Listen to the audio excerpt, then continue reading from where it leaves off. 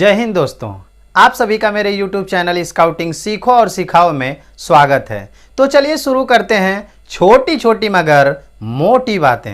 Hello दोस्तों, आज का टॉपिक है रेलवे स्काउट गाइड कोटा भर्ती के बारे में, क्योंकि बहुत लोगों का कमेंट आ रहा है कि सर हमारा फॉर्म सेलेक्ट नहीं हो रहा है, आखिर क्या कारण है। अगर आपके पास कोई जानकारी हो या आपको पता हो तो प्लीज़ सर बताएं, तो मैं आपको बता दूं कि जहां तक मुझे जानकारी है वह मैं आपको साझा कर रहा हूं कि आपका फॉर्म अगर सेलेक्ट नहीं हो रहा है या आप उसके योग्य नहीं हो पा रहे हैं तो उसके बहुत सारे कारण हैं या हो सकते हैं जिससे आपका फॉर्म सेलेक्ट नहीं हो रहा है और आप परीक्षा नहीं दे पा रहे हैं। तो आज मैं इसी के बारे में आप लोगों को बताऊंगा। तो दोस्तों, अगर आपने अभी तक मेरा YouTube चैनल सब्सक्राइब नहीं किया है तो आप मेरे YouTube चैनल को सब्सक्राइब कर दें, लाइक कर दें और एक प्यारा सा कमेंट कर दें और बेल आइकन को दबा दें, जिससे हमारी आने वाली नेक्स्ट वीडियो सबसे पहले आपको मिले। तो दोस्तों, सबसे पहले मैं आपको यह बता दूं कि जब भी कोई जॉब फॉर्म की जानकारी निकलती है तो सबसे पहले हम उसके कंडीशन को पढ़ते हैं कि इस फॉर्म को भरने के लिए हमें क्या क्या चीज़ें होनी चाहिए, क्योंकि हम इसको भरने से पहले पढ़ते नहीं हैं और गलतियां हो जाती हैं और जिसकी वजह से हमारा फॉर्म सेलेक्ट नहीं होता है। अब मैं आपको बता रहा हूं कि जब भी फॉर्म भरें तो आप उसके दिशा निर्देश को जरूर देखें, क्योंकि दिशा निर्देश में पॉइंट टू पॉइंट हर चीज बताई गई होती है। तो दोस्तों, सबसे पहले कि आप स्काउट गाइड, रोवर रेंजर किसी विभाग से राष्ट्रपति अवार्ड होने चाहिए। दूसरी कंडीशन है या तो आप हिमालय वुडबैज किसी भी सेक्शन से होने चाहिए। उसके बाद एक्टिवनेस सर्टिफिकेट, यानी कि जब फॉर्म निकल जाता है तो उसमें एक्टिवनेस सर्टिफिकेट का प्रारूप दिया रहता है, उसे भरना है। और तीसरा है कि आपके पास राष्ट्रपति अवार्ड या हिमालय वुडबैज के साथ साथ 2 नेशनल लेवल के और 2 स्टेट लेवल के सर्टिफिकेट भी होने चाहिए। तब आप फॉर्म को भरें, तब फॉर्म सेलेक्ट होने के चांस रहते हैं। इतना सब होने के बावजूद भी आपके फॉर्म क्यों सेलेक्ट नहीं होते हैं, अब इसके बारे में आप लोगों को बताते हैं। जैसा कि मैंने पहले आपको बताया कि एक्टिवनेस भी फॉर्म को सेलेक्ट कराने में बहुत बड़ा योगदान देता है।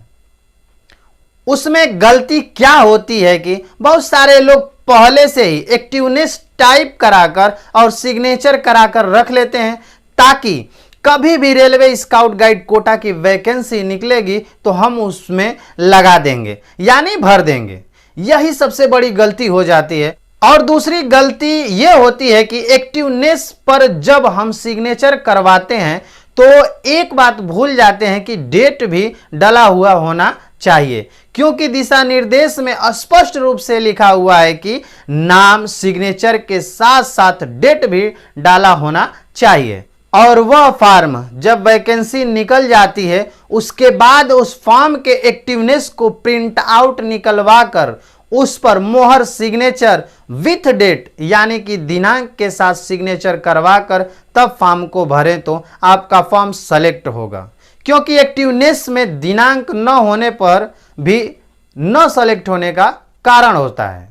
इसके बाद है कि आप राष्ट्रपति अवार्ड या हिमालय वुडबैज हैं और उसके साथ साथ आपके पास 2 नेशनल लेवल के और 2 स्टेट लेवल के सर्टिफिकेट नहीं हैं तो आपका फॉर्म सेलेक्ट नहीं होगा।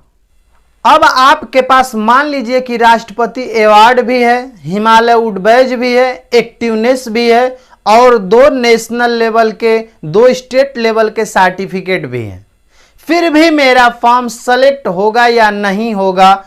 तो मैं आपको बता दूं कि इसके बाद भी बहुत सारे कारण हैं आपके फॉर्म न सेलेक्ट होने का, जैसे राष्ट्रपति अवार्ड का प्रोविजनल सर्टिफिकेट होना, जाति प्रमाण पत्र का वैलिड न होना, स्काउट गाइड फोटो की जगह नॉर्मल फोटो लगाना या प्रॉपर तरीके से स्काउट यूनिफॉर्म में न होना, ओवर एज होना, फॉर्म निकलने से पहले एक्टिवनेस बनवा लेना और आप जो भी बर्थ सर्टिफिकेट, कास्ट सर्टिफिकेट लगाते हैं उसका वेरीफाई न होना और उसमें जो सर्टिफिकेट मांगता है न लगाना, यानी कि न अपलोड करना, इन सब सारी चीज़ों से भी हमारा फॉर्म सेलेक्ट नहीं होता है। यानी कि हम एग्ज़ाम के लिए एलिजिबल नहीं हो पाते हैं, हमें स्वीकार नहीं किया जाता है, जिससे हम परीक्षा देने के लिए अयोग्य हो जाते हैं।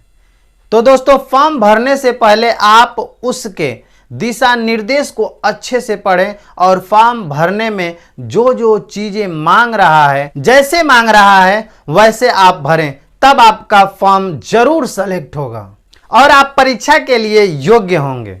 तो दोस्तों, यह जानकारी आपको कैसी लगी तो प्लीज लाइक एंड सब्सक्राइब जरूर करें। जय हिंद।